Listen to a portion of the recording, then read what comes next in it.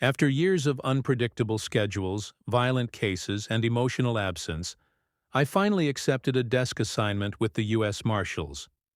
It wasn't an easy choice. I loved the field, the rhythm of the chase, the calm before the raid, but my daughter needed me more. Emma had just turned 12. We'd lost her mother to breast cancer barely 10 months earlier, and I watched as my bright, curious little girl folded into herself like a closing flower. Her violin, once a toy, had become a lifeline. The sounds she made weren't always in tune, but each note was a breath, a signal. "I'm still here, Dad." So I packed up our lives and moved to Maple Ridge Estates, a suburban neighborhood with shiny sidewalks, uniform mailboxes, and what I thought was a promise of stability.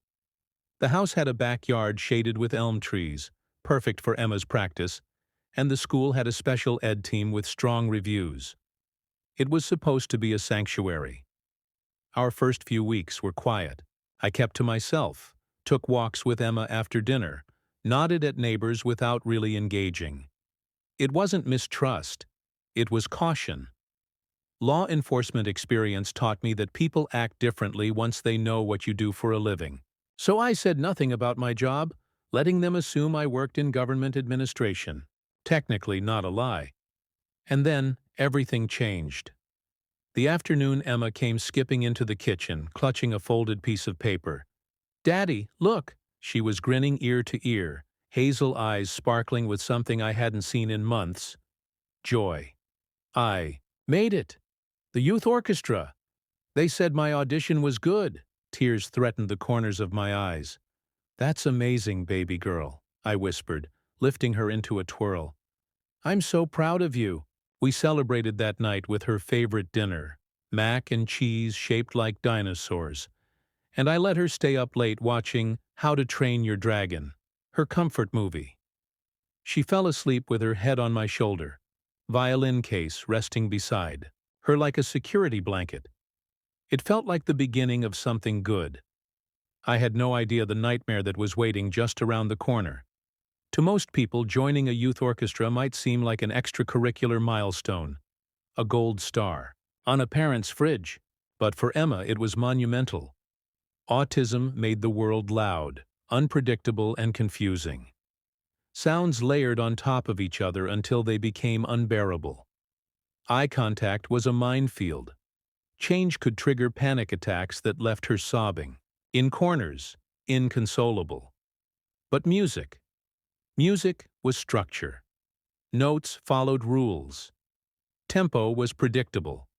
Her violin was a bridge to calm, and more than that, a way to express emotions she didn't always have the words for. After receiving the acceptance letter, she began practicing with new intensity, not out of pressure. She truly loved it. Her teacher had assigned a complex piece that challenged her range, and every day after homework, she stepped into the backyard and lost herself in the flow. Golden light streamed over the fence as she played, fingers trembling slightly but determined. I watched from the kitchen, sipping tea, heart swelling with a mix of pride and sorrow. Her mother would have been so proud. The music wasn't perfect, but it was beautiful. Then came the knock.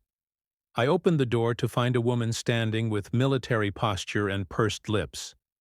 She wore a navy blue blazer despite the June heat and held a clipboard like a weapon. "Mr. Thompson?" she asked curtly. "Yes?" "I'm Deborah Miller, president of the Maple Ridge HOA. I'm here regarding a community noise concern." She didn't wait for an invitation and stepped onto the porch, glancing around like she was appraising our property for auction. "Your daughter's violin playing is disruptive to the peace and enjoyment of neighboring homes," she continued. "Per our HOA regulations, this constitutes a violation." I was stunned. "She's 12, practicing in our own backyard."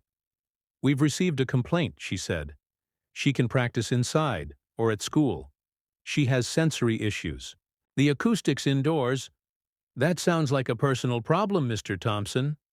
"Not an HOA issue." Her tone was sharp, dismissive. "I'm issuing a formal warning today," she said, writing something on her clipboard.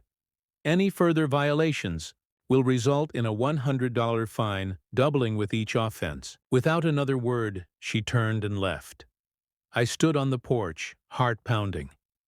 Inside I found Emma hiding in the hallway, her violin still in hand, eyes wide. "Am I in trouble, Dad?" she whispered. "No, sweetheart," I said, kneeling beside her. "Some people just don't understand. But we're not in trouble." That night I began researching the HOA bylaws, and I started to worry. Determined not to let Emma be a target, I made adjustments. I converted a corner of our garage into a makeshift music nook, foam soundproofing panels, a rug, a portable stand. It was far from ideal, but I hoped it would satisfy both Emma's needs and the HOA's rules. But a week later, another notice appeared on our door. Second warning. Noise disturbance continues. $200 fine issued. There was no signature, no timestamp, just a threat. Emma found it before I did. She didn't say anything, but that evening she didn't touch her violin. She curled up on the couch with her sketchbook and drew trains instead, lines shaky with frustration. The following day, I attended the monthly HOA meeting. I brought documentation about the Americans with Disabilities Act. I tried to explain Emma's situation, her diagnosis, her therapy progress, how music helped regulate her emotions. Deborah cut me off mid-sentence. "We enforce the rules uniformly," she said, voice sharp. "This isn't about disability. It's about maintaining order and peace in our community." A few other board members nodded. Some looked uncomfortable. I returned home deflated. Worse, Emma began associating her music with punishment. Each time she picked up her bow, her body tensed like she was bracing for an explosion. She began having meltdowns before practice, sobbing that she didn't want to get us in trouble again. "Maybe I should stop," she whispered one night, crumpled on the floor. "No, honey," I said, gently lifting her chin. "We're not giving up. You have every right to play. This is your home." But I felt powerless. Until something new happened. One afternoon, returning from a grocery run, I noticed something off. Emma's music stand, usually stored carefully in the garage, was lying on its side outside, partially bent. Her sheet music was torn, fluttering against the concrete like fallen leaves. I checked our backyard camera. There, clear as day, was Deborah Miller, entering through the back gate, walking across our patio, snapping photos, moving things. My jaw tightened. That evening, I approached her house and knocked once. Hard. She opened the door with a smirk. "You're trespassing now?" I asked, holding up my phone. "As HOA president, I have the right to inspect properties for covenant violations. Not without written notice, and not while we're not home, and certainly not touching my daughter's belongings." Her smile faded. "Are you threatening me, Mr. Thompson?" I stepped forward, locking eyes with her. "I'm establishing boundaries, something you seem to struggle with." 3 days later, we received another fine, and then a letter. Notice of Lien proceedings. The amount had ballooned to $1,200. The HOA was moving to place a lien on our home. Emma found me sitting at the table, staring at the screen, hands clenched. "Are we going to lose our house?" she asked softly. I looked at her, small, brave, fragile, and something hardened inside me. "No, sweetheart, we're not losing anything." I closed the laptop and stood. But it's time they found out who they're really dealing with. There's a moment every U.S. Marshal learns to recognize, not just in fugitives, but in ourselves. The moment when patience dies and action begins. That letter, the lien notice, was my moment. I wasn't some panicked homeowner unaware of their rights. I had 15 years of federal service. I knew the limits of power, the misuse of authority, and what it looked like when someone in a position of leadership thought rules didn't apply to them. Deborah Miller had crossed a line. She wasn't just enforcing HOA rules. She was targeting my daughter. That night I poured black coffee into a thermos, sat at my desk, and started digging. Public records, HOA bylaws, financial disclosures, meeting minutes, state-level nonprofit registration reports. Maple Ridge Estates, HOA, was incorporated under State Code 317. Their bylaws, amended 5 years ago, gave the board certain enforcement powers, but they were also bound by federal disability law, specifically the Fair Housing Act, FHA, and the Americans with Disabilities Act, ADA. And what they were doing? Selective enforcement, harassment, retaliation. I wasn't going to respond with yelling or social media posts. I would build a case, a legal one. Because when someone threatens your child's future, you don't shout, you dismantle, quietly, legally, and with precision. The next HOA meeting was 3 weeks later. I could have waited longer, but the fines were mounting, and Emma's anxiety was peaking, so I came prepared.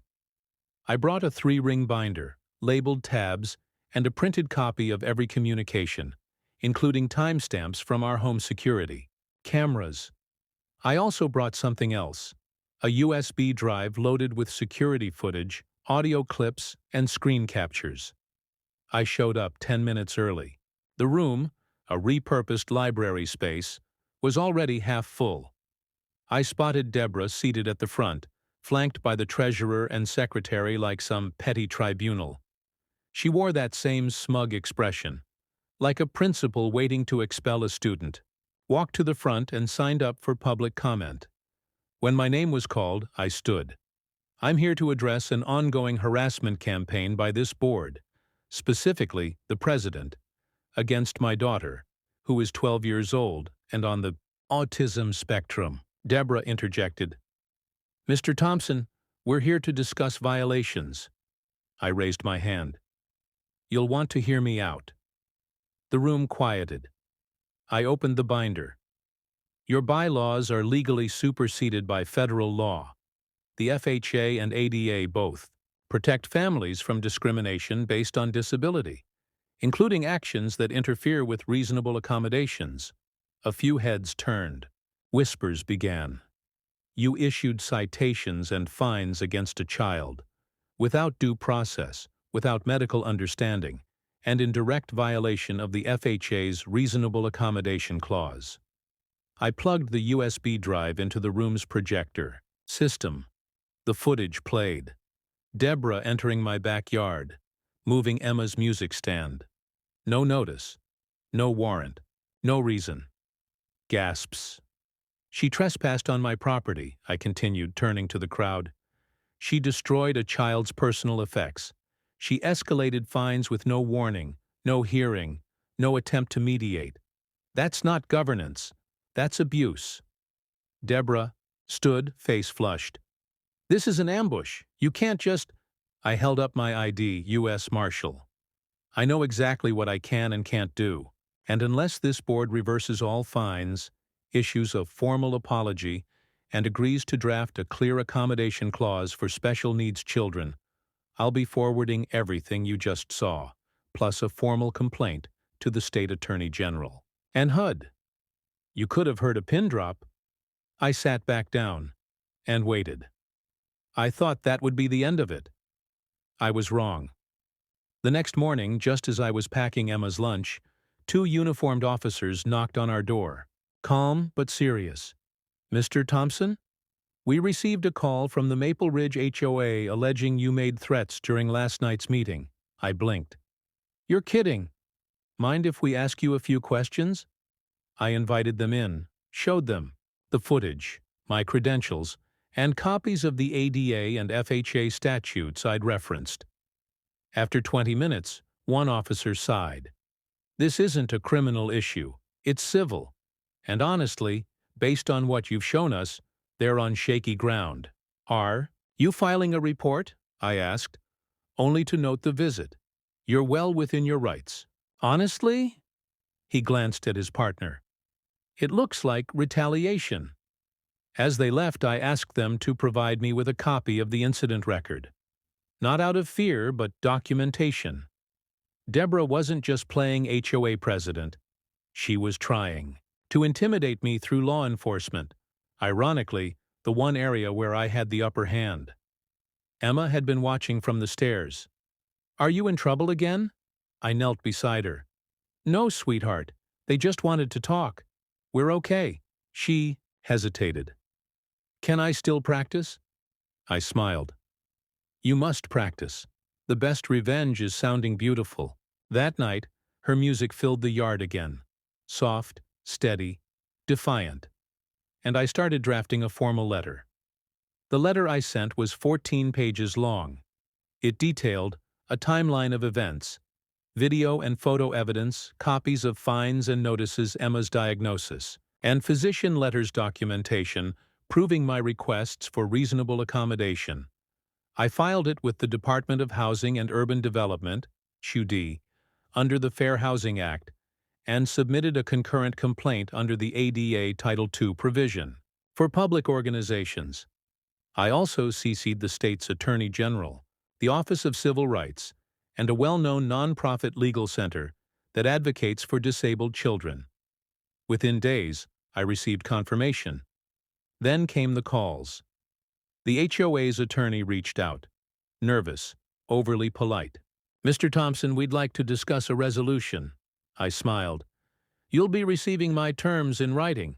We don't need to talk." Because I wasn't just reacting anymore. I was setting a precedent. The next day, I posted on the Maple Ridge Community Message Board. If any families with children who have special needs have experienced harassment from the HOA, please contact me. You are not alone. I have evidence, resources, and federal backing. My inbox lit up. Turns out, we weren't the only ones. Within 2 weeks, everything changed. A special meeting was called by the HOA. Not by Deborah, but by 2 dissenting board members. Word had gotten out. Emails circulated. Parents whispered at the school pickup line. The violin case Emma carried became a symbol. I was invited to attend. I didn't go. Instead, I let the process unfold. 2 board members resigned that night. A third recused themselves from enforcement votes pending conflict of interest review. Deborah tried to hold her ground, but with the HUD investigation underway and residents turning on her, her power evaporated. We received an official letter. All fines have been rescinded. A formal apology will be issued in the next newsletter. The board will be reviewing and updating its policies regarding disability accommodations with input from civil rights advisors. I read it twice, then showed Emma. She hugged me. "I can play again?" she asked. "Not only can you play," I smiled. "You led the change?" She looked confused. "But I didn't do anything." I knelt beside her. "You did everything, sweetheart. You stood tall. You kept going. You made music when they wanted silence." She picked up her bow and played for an hour in the backyard, under an orange sunset, every note soaring with a kind of freedom I'd never heard before. And I finally exhaled. After the HOA board's public apology and policy revision notice, I expected things to quiet down. Instead, something beautiful happened. People began reaching out. Not just in whispers or cautious support, but full-throated, visible solidarity. An other I barely knew dropped off a handwritten note. "My son is nonverbal. We thought we were alone. Thank you for standing up. You gave us courage." A retired man from 3 streets over, Vietnam vet, always kept to himself, showed up with a homemade sign that read, "Let her play." He stuck it right in his yard. Within a week, those signs were everywhere. "Let her play." Tiny notes of rebellion, made in poster board and paint pens. Local musicians offered to give Emma free lessons. A string quartet from the nearby college asked if she wanted to sit in on a session. Even the middle school's music teacher, who had once been hesitant about Emma's social integration, sent a glowing letter of support to the school board praising her commitment and talent. And Emma, she bloomed. Her eyes no longer darted to windows when she practiced. She played with confidence, letting the notes drift through open air like dandelions caught in a breeze. What the HOA meant to break had become a rallying point. She wasn't just a girl with a violin anymore. She was a symbol. Deborah Miller wasn't finished. Like any petty tyrant losing control, she made one final desperate move. Late one night, someone dumped a bag of shredded paper, dirt, and raw eggs across our porch. The security camera caught a figure in a hoodie, face obscured. But the license plate on the car that pulled away? It belonged to Deborah's husband. I took the footage to the local sheriff's department, not because I wanted revenge, but because I wanted the record airtight. The deputy shook his head. "Is she seriously still trying to go after your family after a federal complaint?" I nodded.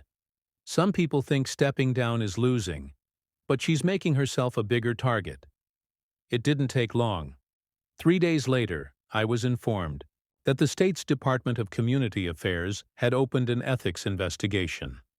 Deborah was removed as HOA president pending the inquiry, and her own husband was cited for misdemeanor property damage. I didn't smile, I didn't gloat, but I did sit Emma down, show her the footage, and say, "Bullies don't win forever. They get exposed, but only if we stay brave." In the wake of all the drama, the middle school's spring recital almost felt small, but to Emma, it was everything. She stood backstage in her pressed white blouse, gripping her violin like it was part of her ribcage. Her fingers fluttered. Her breath hitched, but she wasn't backing out. She looked to me in the crowd. I gave her a quiet thumbs up. Then she stepped onto the stage. She was the only soloist in the program, a girl who barely spoke outside the house, a girl who used to cry when lights were too bright or when someone laughed too loudly near her. Now, she stood under a spotlight, alone. The first few notes trembled, but then something changed. She closed her eyes, let her bow glide. Her body swayed to the rhythm, and suddenly, the room melted away. It was just her and the music. The audience fell silent. You could feel the breath being held, the awe washing over them. When she finished, there was a beat of stillness.